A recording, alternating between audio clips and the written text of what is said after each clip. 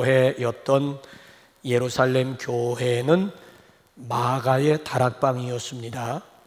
유럽의 최초 교회인 빌립보 교회는 자주상사 루디아의 집이었습니다. 아가야 지방의 대표적인 교회가 고린도 교회인데, 고린도 교회는 브리스길라와 아굴라의 집이었습니다. 자, 소아시아 지방으로 넘어와서 라오디게아 교회 같은 경우에는 무명의 여인 집이었습니다. 자, 오늘 본문에 소개되고 있는 골로새 교회는 빌레몬 집에서 시작이 되었습니다. 그래서 여기 본문에 보게 되면 빌레몬의 가정교회 구성원들을 쭉 소개하고 있지 않습니까? 가장은 빌레몬입니다. 여기 아비아는 빌레몬의 아내입니다. 아키뽀는 빌레몬의 아들입니다. 아들. 그리고 여기 보게 되면은 내 집에 있는 교회는 가족 외에 빌레몬과 함께 주님을 섬기고 있는 이웃들이 되겠습니다. 자, 이런 가정교회의 형태들이 3세기까지 쭉 이어져 내려오다가 로마의 콘스탄틴 대제의 기독교 공인과 함께 점차 사라지게 되었습니다. 그 후 중세 시대의 제도라든지 아니면 조직이라고 하는 신화에 빠져서 가정교회의 가치들이 점점 소멸되게 되었습니다. 그 결과 주님이 계획하시고 디자인하셨던 교회와는 전혀 다른 엉뚱한 교회가 만들어지게 되었습니다. 아마 주님께서 위에서 이렇게 내려다보시면서 기가 막혀 하셨을 것 같아요. 이게 아닌데 어떻게 이런 괴물과 같은 교회가 세워졌단 말인가 하시면서 우리 주님께서 탄식하실 것 같습니다. 그래서 우리는 다시 오리지널 포인트로 돌아가자. 주님이 계획하시고 디자인하셨던 교회, 이것이 곧 셀 교회입니다. 하나님이 이 땅에 코로나19를 허락하신 이유 중에 하나가 바로 이것이 아닌가 생각을 해보았습니다. 교회의 본질을 회복하라고 하시는 하나님의 메시지 말입니다. 여러분, 지금 우리는 원하건 원치 않건 간에 성전 예배에 제한을 받고 있습니다. 속수무책이에요. 누구를 향해 반항할 수도 없는 거예요. 강행할 수도 없는 거예요.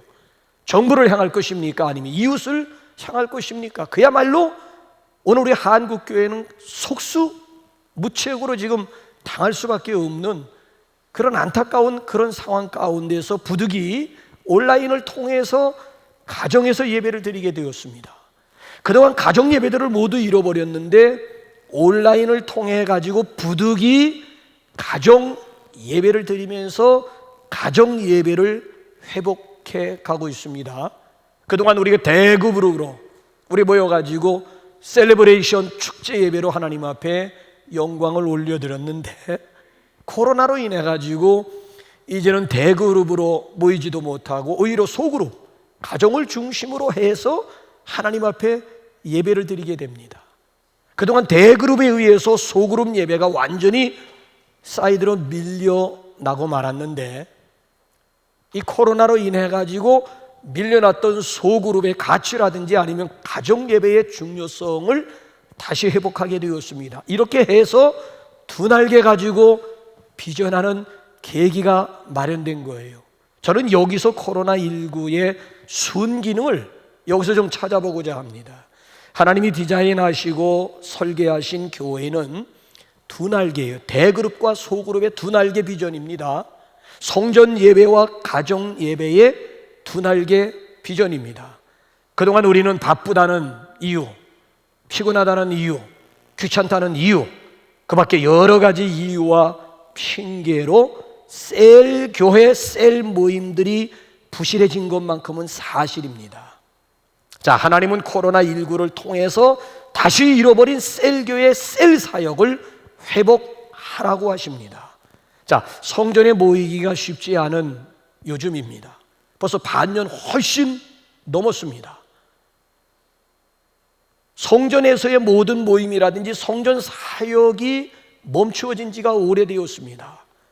자, 셀 사역은 얼마든지 그런 가운데서도 가능하다는 거예요. 셀 모임, 셀 사역, 셀 돌봄이 지금보다 더 절실했던 때도 초대교회 핍박 시대 외에는 없었습니다. 자칫 잘못하게 되면 우리 셀원들 가운데 이리의 밥이 되거나 아니면 그 자리에서 주저앉아 버리게 될 우리 셀원들을 양육하고 관리할 수 있는 유일한 대안이 있다면 그것이 바로 셀교회라고 하는 거예요. 그래서 저는 이 시간 뉴노멀 시대와 셀교회라고 하는 주제를 가지고 여러분들과 더불어 잠깐 나누고자 합니다. 여러분, 셀교회의 본질에 대해서 여기 빌레몬의 가정교회를 통해서 힌트를 얻고자 합니다. 여러분, 셀교회가 무엇이라고 생각하십니까? 오늘 뉴노멀, 특히 위드 코로나 시대를 맞이하면서 셀교회의 역할이 어디에 있다고 생각하십니까?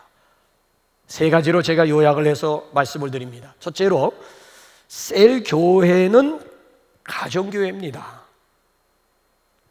셀은 교회 속의 작은 교회입니다. 여러분, 구역교회라고 하는 말 들어보셨어요?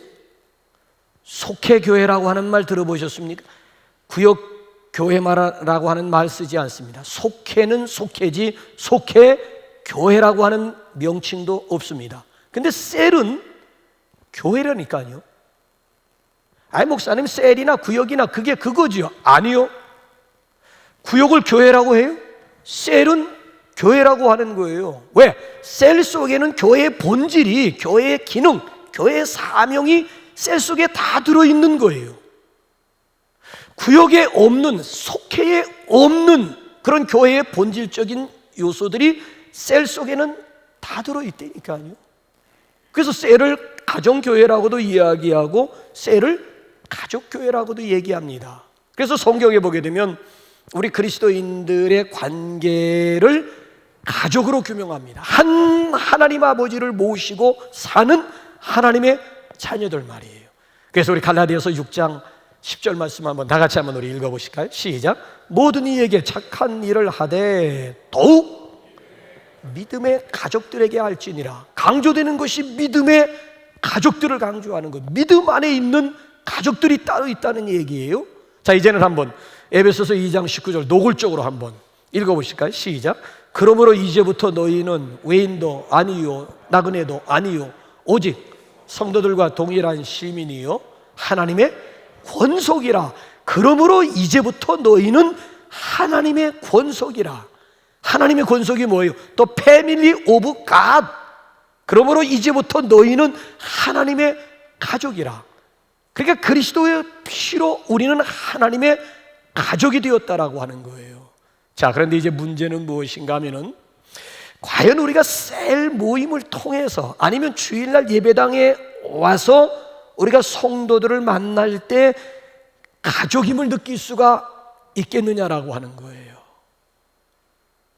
어떻게 여러분, 셀 모임을 통해서 여기에 진정한 가족이 있구나, 또 주일날 이렇게 현장 예배에 나오시면서 성도들을 만나면서 저기 내 가족이 있구나, 여러분 그걸 어떻게 피부로 느끼실 수가 있겠습니까?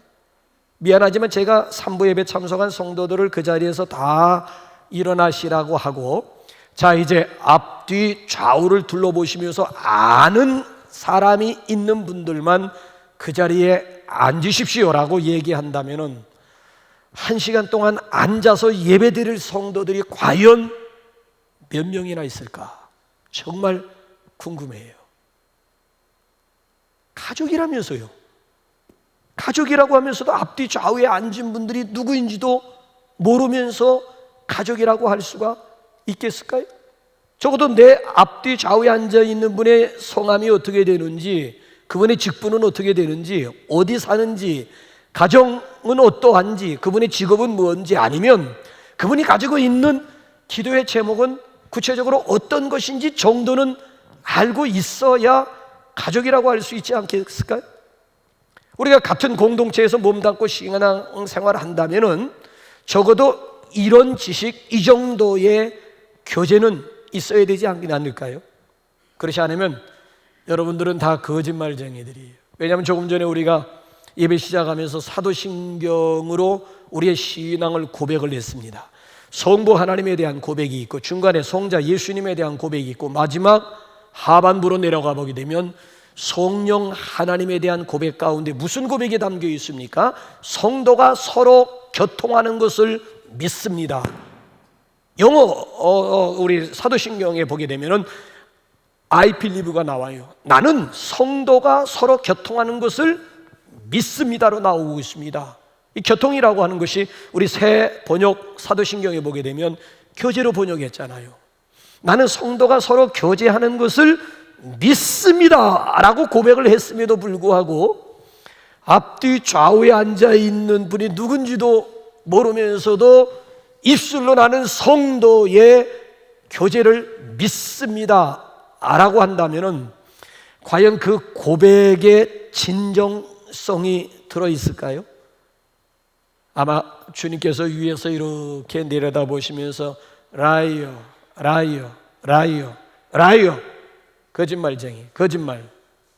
여기에 셀 교회의 절대 필요성이 바로 여기에 있는 거예요. 우리가 가정에서 여러 가정들이 정기적으로 모임을 가지면서 함께 기도하고 찬양하고 우리의 삶을 나누는 가운데 여러분 그 나눔 속에서 역시 그리스도인의 모습이 아름답구나. 여기가 내 가족이 여기에 있구나. 그러니까 육신의 피를 나눈 형제 그 이상의 친밀감을 경험할 수 있는 유일한 장소가 어디에 있는가 하면은 바로 셀 모임, 셀 교회 가운데 있는 거예요. 1세기 빌레몬의 가정교회에서 모인 이 교회가 지금 그러했다라고 하는 얘기예요. 완전히 가정교회예요, 가족교회예요. 여러분들에게 질문 하나 드려볼까요? 가족이 좋은 이유가 어디에 있을까요? 가족이 좋다는 게 뭐지요? 여러분 나름대로 가족이 좋은 이유를 한번 접근을 한번 해보세요. 가족이 좋은 이유가 뭐예요? 용납이 가능하고 용서가 가능하다라고 하는 거 아닐까요? 또 서로의 필요를 알고 그 필요를 채워줄 수 있다라고 하는 것 아니겠습니까? 나의 허물을 외부에 노출시키기보다는 오히려 누가 알세라 나의 허물까지 감싸 안을 수 있는 것이 가정이요, 가족 아닐까요? 아니면 치유와 회복이 가능한 것이 가정이요, 가족 아닐까요? 한마디로 말씀드리면 함께 웃고 함께 울 수 있는, 그래서 가족이 닮아가는 이유는 함께 울고 희노애락을 함께 할 수 있기 때문에 얼굴 근육이 오래 살게 되면 가족은 닮아갈 수밖에는, 왜? 함께 울고 함께 기뻐하다 보니까 근육이 같이 움직이다 보니까 가족은 닮을 꼴이 될 수밖에는 없다는 얘기죠. 뭐든지 얘기할 수 있고 뭐든지 들어줄 수가 있고 어떤 일이든지 용납이 가능한 유일한 것이 있다면 그것이 바로 가정이요, 가족이라고 하는 이야기예요. 결코 말꼬리 잡고 늘어진다든지 아니면 말장난하면서 싸우지 않습니다. 저는 참 웃기지도 않은 것이 말입니다. 저 그랜드 피아노를 사가지고 오른쪽에다 놓을까 왼쪽에다 놓을까 가지고 옥신각신하다가 갈라진 교회가 있어요. 하나님을 향해 가지고 당신이라고 부를 수 있다 없다 가지고 팽팽하게 맞서는 가운데 또 쭉 쪼개진 교회가 있어요. 지금이야 마루 문화입니다만 옛날에 교회마다 카페트 문화였습니다. 중앙통에서부터 온 강대상을 다 카페트로 입혔습니다. 그 색깔을 예수님의 보혈을 상징하는 새빨간 색깔로 할 것이냐 아니면 재물을 상징하는 황소 색깔로 할 것이냐 가지고 옥신각신하다가 또 갈라진 교회가 있어요. 지나가던 개가 들어도 이거 웃을 일이라고요. 이게 과연 교회가 쪼개지고 교회가 싸울 만한 싸움거리라도 되는 거예요? 아니, 저 피아노 오른쪽에다 놓으면 어떻고 왼쪽에다 놓으면 어때고? 하나님을 향해서 문화에 따라서 용어 같은 경우에는 당신이라고 할 수 있는 거예요. 우리 유교, 전통적인 유교 문화 속에서 하나님을 당신이라고 하면 이게 좀 불경스러운 그런 느낌이 좀 듭니다만은, 문화적인 차이에 따라서 하나님을 당신이라고 할 수도 있는 거고 하나님을 당신이라고 할 수도 없는 거지 뭐. 그거 가지고 뭐 당신이라고 할 수 있다 없다 가지고 논쟁하면서 갈라질 만한 거리가 될 수가 있느냐는 거예요. 이런 우스갯소리가 있어요. 서울의 총각과 경상도 처녀가 결혼을 했어요. 신혼 초에예요. 점심때가 되어가지고 신랑이 신부에게 오늘 점심은 국수나 끓여 먹을까? 했더니만 신부가 국시지 국수입니까? 라고 반문을 했어요. 그래가지고 부부가 국수가 맞다 국시가 맞다 옥신각신에다가 결론이 나질 않아가지고 동네 이장님에게 가보자. 동네 이장님에게 물었더니만 이장왈, 우선 국수와 국시는 재료가 다릅니다. 국수는 밀가루로 만든 것이고 국시는 밀가리로 만든 것입니다. 그러니까 이 부부가 또 이장에게 공통적으로 물은 거예요. 밀가루와 밀가리의 차이점이 어디에 있습니까? 밀가리는 봉투에 담겨져 있는 것이고 밀가리는 봉다리에 담겨져 있는 것입니다. 그러니까 이 부부가 또 궁금한 거야. 또 물었어. 그럼 봉투와 봉다리의 차이점이 어디에 있습니까? 봉투는 기계로 찍어낸 것이고 봉다리는 손으로 붙여가지고 만든 것입니다 라고 대답을 해 주었다는 거예요. 여러분 한번 생각 한번 해보십시오. 아니, 국수면 어떠고 국시면 어때요? 봉투면 어떠고 봉다리면 어떠? 그냥 가정 안에서는 이것이 전혀 문제가 될 수가 없는 거예요. 그렇지 않습니까? 이것이 어떻게 문제가 될 수가 있는 거예요? 다 이해가 되고, 국시라고 해도 이해가 되고 봉다리라고 해도 다 이해가 되고 뜻이 통하게 되어져 있는 거예요. 제가 지난해에 설교를 하면서 입술에 칠하는 루즈를 제가 매니큐어라고 했다는 거예요. 집에 가서 집사람이 지적을 해서 또 한바탕 했어요. 그럴 리가 있느냐고. 내가 그래 매니큐어하고 루즈를 구분 못하는 목사인 줄 아느냐고. 당신이 분명히 그랬다는 거예요. 그러면 모니터 한번 제가 봐야 되겠다 그래가지고 제가 설교했던 모니터를 보니까 진짜 입술에 칠하는 매니큐어라고 제가 얘기를. 근데도 성도들은 루즈로 다 알아들었는데 뭐. 그게 참 신기한 거야. 지금 고인이 되었습니다마는 이대시 목사님이 이 자리에서 설교하면서 삭개오를 니고데모로 착각을 하면서 내가 저거 있었던 아이쿠야 저거 목사가 지금 성경 실력도 들통 아이쿠야 하면서 속이 털컹했는데 우리 교회 성도들이 참 수준이 높은 게요, 다 삭개오를 알아듣는 거야. 왜 그래요? 남북 가족이기 때문에. 우리가 뭐 하루 이틀 만난 거 아니잖아요. 남북 가족이기 때문에 다 그저 삭개오를 니고데모라고 해도 그냥 삭개오로 다 여러분 가운데 제가 한번 물어볼게요. 밖에서 집으로 전화하면서 통성명 하시는 분들 있습니까? 은평구 가련로 29길 62호에 살고 있는 나 윤은기인데 라고 해놓고 그 다음에 통화를 본론으로 들어가시는 분들이 있습니까? 그럼 분명히 남일 거예요. 가족 같은 경우에는 그렇게 통성명 필요 없어요. 그냥 전화 걸자마자 뭐라고 그래요? 난데. 그럼 다 상대방이 알아들어요. 알아봐요. 왜? 가족이니까.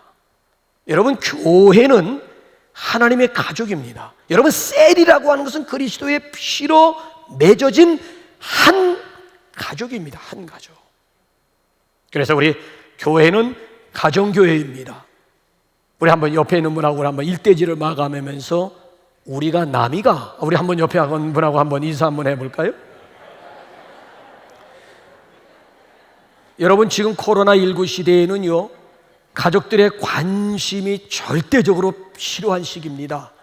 교회 존폐 위기가 여기에 달려 있는 거예요. 그동안 가족들에 대해서 소원하셨던 분들, 셀 가족에 대한 관심이 필요한 때가 바로 지금이에요, 지금. 자, 그런가 하면 두 번째로 셀 교회는 만인 제사장 교회입니다. 종교개혁자들이 줄겨 외쳤던 구호들이 있지요. 그 구호들 여러분 생각나는 게 뭐가 있어요? 오직 믿음, 오직 성경, 오직 은혜, 그리고 만인 제사장직이었습니다. 특별한 사제나 목사만이 하나님 앞에 나갈 수 있는 것이 아닌, 사제를 통해서 고해 성사해야만 하는 것이 아닌, 저 예수님의 십자가로 인해서 그리스도인이라면 누구든지 다 하나님 앞에 직접 나갈 수 있는, 히브리서 10장에 의하면 새롭고 산 길이 활짝 열리게 되었음을 믿으시기 바랍니다. 성소와 지성소를 구분짓는 휘장이 예수님의 십자가와 함께 찢어져 가지고 둘이 하나가 됨을 믿으시기 바랍니다.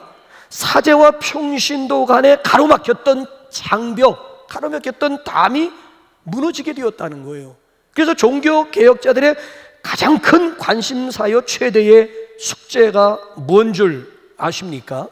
모든 성도들이 사역자임을 깨닫게 하고 사역에 참여하게 하는 일이에요. 그래서 역사적으로 1517년에 마틴 루터의 종교 개혁의 핵심은요, 사제들의 손 안에만 있었던 성경을 빼앗아 가지고 평신도들에게 되돌려준 운동입니다. 그 당시에 성경 라틴어예요. 독일 사람들이 무슨 라틴어를 알아요? 사제들만 짓거려 대는 거예요. 무슨 소리인지도 몰라요. 성경이 있어도 읽을 수가 없어요. 자, 이럴 때 루터라고 하는 사람이 라틴어 성경을 독일 말로 번역을 해서 보급을 했어요. 사제들의 손 안에만 있던 성경이 평신도들에게, 그렇잖아요? 돌려준 운동이, 이게 종교개혁의 핵심. 그런가 하면 오늘 제2의 종교개혁이라고 하는 것은 목회자들만이 독점하고 있는 이 사역을 평신도들로 나누는 거예요. 그러니까 평신도 사역자들을 세우는, 이것이 바로 오늘의 제2의 종교개혁의 핵심이라고 말씀을 드릴 수가 있는 거지요. 그런데 여러분, 오늘 교회마다 평신도들이 사역에 동참하는 비율이 어느 정도나 될 것 같아요? 그레고 옥덴이라고 하는 사람이 교회 개혁 이야기라고 하는 책을 썼는데, 그 책에 의하면 현재 각 교회마다 평신도들이 사역에 참여하는 비율은 10%, 많으면 20% 정도라는 거예요. 그럼 나머지 80% 내지 90%의 평신도들은 그냥 방관자야, 그냥 구경꾼이야. 그냥 목회자가 끄는 대로 그냥 수동적으로만 그냥 끌려갈 따름이지 주도적으로 나서서 사역을 하고 일을 하는 그런 평신도들은 제한되어져 있다는 얘기예요. 그럼 이걸 어떻게 완전히 이렇게 뒤바꿀 수가 있느냐? 그 대한이 셀교회 다시 회복하는, 주님이 디자인하시고 주님이 계획하시던 교회를 다시 회복하기만 하면 이것이 역전될 수가 있다는 거예요. 오히려 셀교회 안에서는 80% 내지 90%가 사역을 할 수가 있고요, 오히려 10% 내지 20% 정도만 구경꾼 내지는 방관자가 될 수가 있다는 거예요.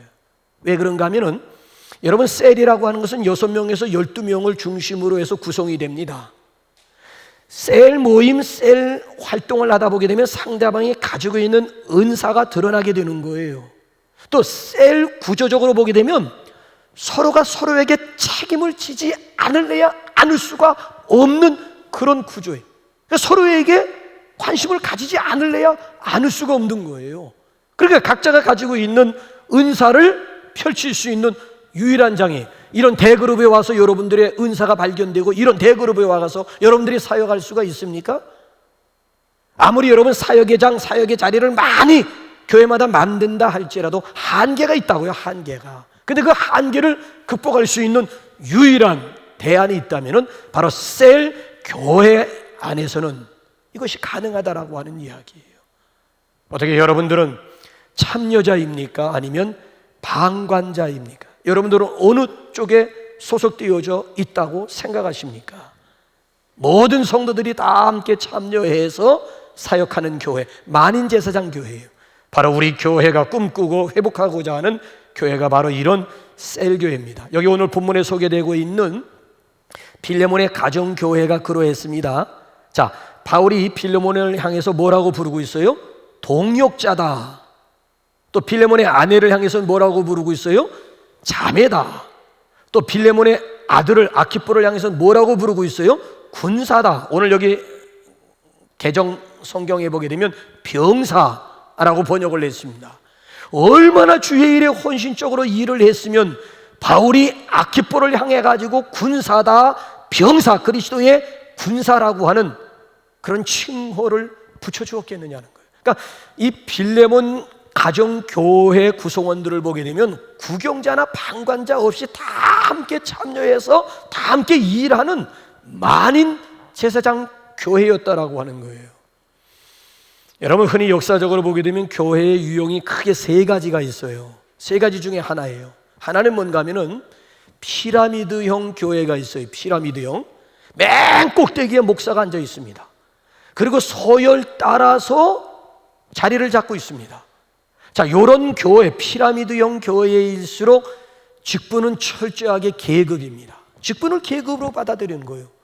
그래서 그 안에서 신앙생활하는 성도들의 얘기를 들어보게 되면 뭐 집사 따따라고 하는 얘기를 합니다. 장로 따기는 하늘의 별 따기라고 하는 이런 얘기가 심심치 않게 회자가 되어 있습니다. 직분이 계급이라니까요. 마치 목사가 제일 높은 것이고, 그 다음에 장로가 높고, 그 다음에 권사가 높고, 그 다음에 뭐 안수 집사 있고, 그 다음에 서리 집사 있고, 그 다음에 권찰이 있고, 그 다음에 평신도가 있는 것이냐. 완전히 피라미드형 교회는 권위주의적이에요. 주인 노릇하려고 하는 사람들, 섬기려고 하는 사람들보다는 오히려 섬김을 받으려고 하는 사람들이 많고요. 오히려 주인 의식은 좋은 것인데 주인 의식이 아니라 주인 노릇, 주인 행세를 하려. 이게 피라미드형 교회예요. 결코 바람직한 교회가 아니에요. 두 번째는 마차형의 교회가 있어요. 마차형의 교회는 목사 혼자서 마차를 끄는 거야. 깡끈거려서 땀을 뻘뻘 흘리면서 성도들은 마차에 다 올라타 있는 관객이요, 손님이요, 구경꾼이야. 그러니까 목사들이 막 40대, 50대 막 팍팍 쓰러져서 막 죽어나가 자빠지는 이유가 혼자서 마차를 끌고 가 너무 힘든 거예요. 너무 스트레스가 쌓이고 막 길을 쓰고 밤낮 구별하지 않고 막 길을 쓰고 끌고 가려고 끙끙거리다가 결국 제풀에 녹아지는 경우가 이게 한국교회의 현실이었어요.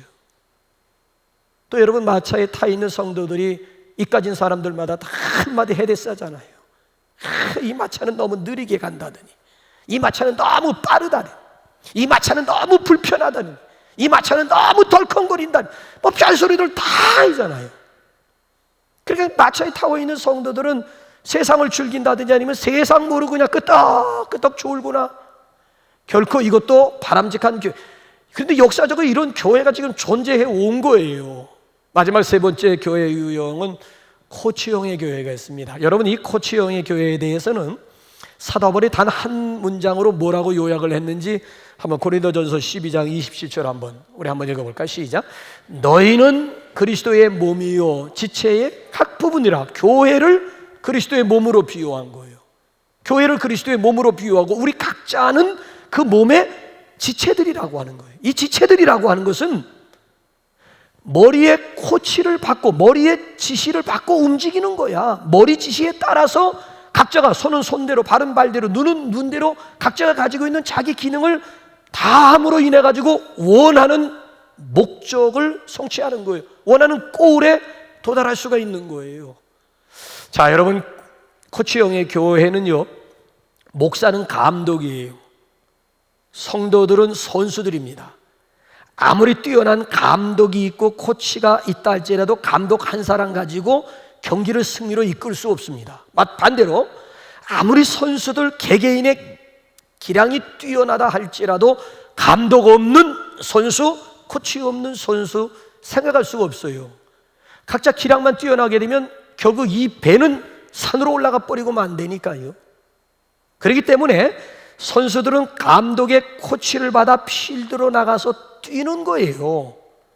감독은 선수들 개개인의 취향에 따라서, 개인기에 따라서 포지션 정해주고 미션을 주고 뛰게 만드는 거예요. 아, 저 친구는 미드필더야. 아, 저 친구는 백이 잘해. 저 친구는 윙, 라이트 윙. 저 친구는 왼쪽, 레프트 윙이.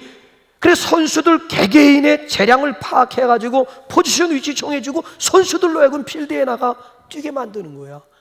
감독이 필드에 나가 뛰고 코치가 필드에 답답하다고 코치가 필드에 나가서 아니에요. 그런 거 아니에요. 그러니까 이 코치형의 교회야말로 오늘 21세기의 가장 우리 주님께서 디자인하시고 계획하신 교회가 바로 이런 코치형의 교회라고 하는 얘기, 코치형의 교회예요. 그래서 오늘 여기 본문 말씀을 보게 되면은, 자, 우선 여기 본문 말씀도 한번 보세요. 본문 여기 소개가 되고 있는 우리 빌레몬의 교회도 여러분 한번 여기 본문 말씀 한번 보시기 바랍니다. 그래서 여기 보게 되면은 다 나름대로 빌레몬이 해야 될 일이 딸이 있고 아비아가 해야 될 딸이 있고, 그 다음에 나름대로 여기 아키뽀가 해야 될 일들이 다, 그래서 머리 대신 그리스도를 중심으로 해서 일사불란하게 움직이고 있는 그런 교회의 모습이에요. 우리 교회가 추구하고자 하는 모델이 바로 세 번째 유형 코치형의 교회입니다. 평신도를 사역자로 세우는 그런 교회. 그래서 우리 옆 사람하고 우리 다시 한번 우리 인사 한번 할까요? 당신은 왕 같은 제사장입니다. 우리 한번 옆에 있는 분하고도 한번 인사 한번 나눠볼까요? 자, 마지막 세 번째로 셀 교회는 코이노니아 교회입니다. 여러분, 셀 안에는 물론 예배가 있습니다. 그렇다고 예배가 셀 교회의 본질은 아닙니다. 셀 안에는 성경 공부가 있습니다. 그렇다고 성경 공부가 셀의 본질이냐? No. 그 안에 기도가 있어요. 기도가 본질이냐? No. 그 안에 찬양이 있어요. 찬양이 본질이냐? No. 그럼 셀 교회의 본질이 무엇이냐? 라고 묻는다면 한마디로 말씀드리면 코이노니아예요. 여러분, 시라버 코이노니아처럼 다양한 의미를 품고 있는 그런 단어가 없습니다.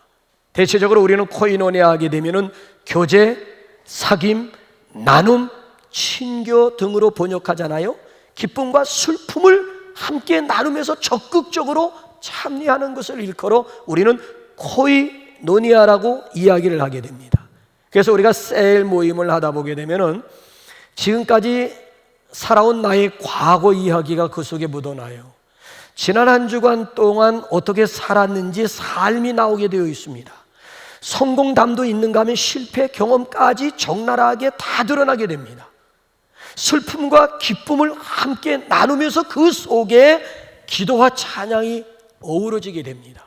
그래서 나의 마음뿐만 아니라 나의 삶을 구체적으로 나누는 가운데 회복과 치료를 경험하게 됩니다. 셀 안에서 놀라운 변화가 일어나는 거예요. 대체적으로 사람이 변화되는 것이 어디서 변화되는가 하면 대그룹에서 변화되기보다는 오히려 소그룹에서 변화됩니다. 이게 소그룹이 가지고 있는 장점이요, 순기능이에요. 셀 모임 가운데 대부분 신앙의 성장이라든지 성숙이 어디에서 이루어지게 되는가 하면은 셀 교회 안에서 이루어지게 돼. 이게 셀이 가지고 있는 순기능이라고 하는 거예요. 그렇다면 셀 안에는 순기능만 있을까요? 어떻습니까?